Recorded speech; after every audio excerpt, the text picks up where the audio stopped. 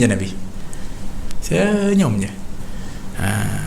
Jadi sehingga mood ceria dalam rumah. Dan dhahakan, iaitu ketawa. Sebenarnya kata Sayyidina Aisyah, al-yanun nas, Nabi orang yang paling lemah lembut sekali dengan keluarga dia, paling lemah lembut. Sebab tu Nabi tak pernah angkat suara. Nabi SAW cakapnya lemah lembut. Nabi SAW kalau bercakap dengan bahasa yang baik, panggil kepada isteri-isterinya dan anak-anaknya tu dengan panggilan-panggilan yang mesra. Itu Nabi kita Muhammad SAW. Dia panggil al-yanun nas, orang yang paling lemah lembut sekali. Tapi bukan bermakna Nabi tak pernah marah. Nabi marah. Cuma bezanya Nabi marah kalau hak Allah. Kalau hak peribadi Nabi dicuaikan, tak tertunai banyak, Nabi maafkan. Tapi kalau haknya Allah, memang Nabi marah. Bukan sebab apa, itu haknya Allah. Kan beza terbalik. Kita dan keluarga kita ni kadang-kadang hak kita tak ditunaikan, kita mengamuk. Tapi hak Allah kadang-kadang kita tak apalah, tak solat lah, tak apa, dia penat kot, apa semua. Kita banyak lebih kurang kalau haknya Allah. Terbalik kita.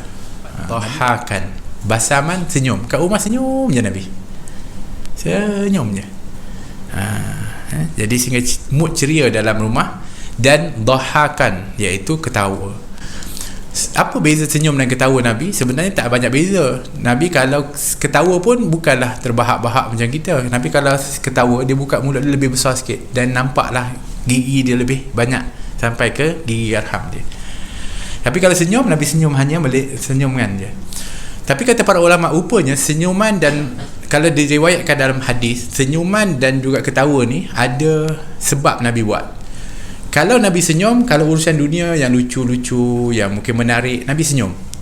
Yang bukan perkara yang tak baik lah, yang baik. Tapi untuk urusan duniawi punya cerita lah, Nabi senyum. Tapi kalau dianya adalah berkaitan dengan nikmat akhirat, perkara yang luar biasa nanti di akhirat, ganjaran akhirat, Nabi akan ketawa. Maknanya lebih menggembirakan itu adalah tentang akhirat. Pada mana kat rumah tu Nabi SAW memang senyum kalau ada perkara duniawi yang gurau senda dengan isteri, tapi Nabi juga ketawa, bermakna Nabi juga isi dalam rumah tangga itu tentang kisah-kisah akhirat. Sebab Nabi kalau tentang akhirat, Nabi akan ketawa. Kan Nabi pernah cerita ada seorang lelaki, dia yang paling akhir nanti akan masuk ke dalam syurga. Dia keluar daripada neraka lah. Dia masuk ke dalam sungai hayawan, iaitu sungai kehidupan. Kemudian dia mandi, kemudian dia rentung dah. Kemudian akhirnya dia elok balik. Kemudian Allah SWT menghadap kepada Allah. Allah kata, okey, masuklah, bawa dia masuk ke dalam syurga. So dia pergilah, buka pintu syurga. Syurga kan indah, hebat, luas. Tapi dia tengok ramai lah, dah ramai. Dia yang last sekali. Tapi bukanlah ramai tu sesak ke apa, tapi dia ni orang yang memang sifatnya macam tu. Dia tengok cantik, lepas tu tengok ada orang, lepas tu dia tengok ada orang, yalah, dia tengok memanglah ada orang dah duduk dalam tu. Dia balik kepada Allah, ya Allah, aku nampak ramai, dah rasa penuh kot. Oh, hebat. Komplain pula. Memang sifat orang yang memang patutlah dia kena kan. Dia komplain, dia kata Allah penuh rasanya. Allah SWT kata dia, wahai fulan, kamu dulu masa kat dunia ada tak keinginan? Dia kata banyak. Apa keinginan tu? Cuba kau bayangkan. Dia bayangkanlah keinginan kat dunia ni, masa dia nak dapat rumah besar, nak dapat kereta besar contoh, dia nak dapatlah kenikmatan, harta dan sebagainya. Kemudian Allah kata kat dia, apa yang kamu bayangkan yang kau inginkan tu akan aku lipat gandakan 10 kali. Bahkan dunia dan seisinya lebih aku bagi. Dia kata apa? Engkau ni main-main ke Allah? Kau gurau ke? Main-main ke ni? Macam dia tak percaya kan? Dia cakap macam tu, betul ke? Kau main-main ke aku ke? Kata Allah. Dia kata orang ni kepada Allah. Nabi ketika sebut tu, Nabi ketawa. Nabi bukan gembira sebab apa? Nabi gembira maknanya walaupun akhirnya dia akan masuk syurga juga. Nabi ketawa, kata perawi tersebut, sehingga nampak gigi raham baginda Rasulullah SAW. Masya Allah, tabarakallah. Ya. Jadi oleh kerana itu, dalam urusan akhirat baru ketawa. Kita kan beza. Yang lucu-lucu dunia ni terbahak-bahak kita.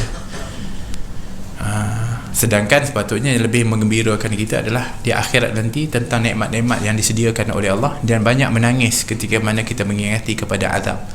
Sebab tu Nabi SAW sifat dia sebenarnya adalah orang yang tul ahzan, selalu sedih. Nabi ni kalau dia seorang-seorang, sahabat tengok intip-intip, nampak dia akan sedih je. Tapi kalau dengan sahabat senyum. Tapi kalau dia seorang-seorang duduk, Nabi nampak sedih. Itu sifat Nabi. Kenapa? Kerana Nabi satu risau kepada umat dia. Itu sifat Nabi. Sebab tu Nabi sampai beruban pun sebab umat. Nabi baca surah Hud, surah Amma yatasaalun, cerita pasal kiamat dan akhirat tu. Bukan Nabi nak risau diri dia buat apa. Dia memang duduk makam tertinggi syurga yang paling mulia. Tapi risau ni, umat ni macam mana nanti umat aku. Sampai uban. Tapi uban Nabi tak banyak lah, 20 helai je antara rambut dengan janggut Nabi tu. Tak banyak. Tapi beruban sebab tu. Masya Allah. Satu. Kemudian Nabi SAW ni, dia punya dia selalu sedih ni sebab apa? Sebab dia harap setiap kali yang diajak kepada orang-orang, khususnya orang-orang yang kafir ni, dia berharap orang tu beriman. Sungguh-sungguh Nabi SAW. Sebab tu Nabi sedih kadang-kadang tu. Nabi bayangkan. Itu sifat baginda Rasulullah. Sebab Nabi pernah cakap kat sahabat, Nabi kata, "Lau ta'lamuna ma'a'lam la dhahiktum qalilan wa la bakaitum kathira." Kalau kamu tahu apa yang aku tahu, kamu akan sedikit ketawa dan banyak menangis, kata Nabi SAW.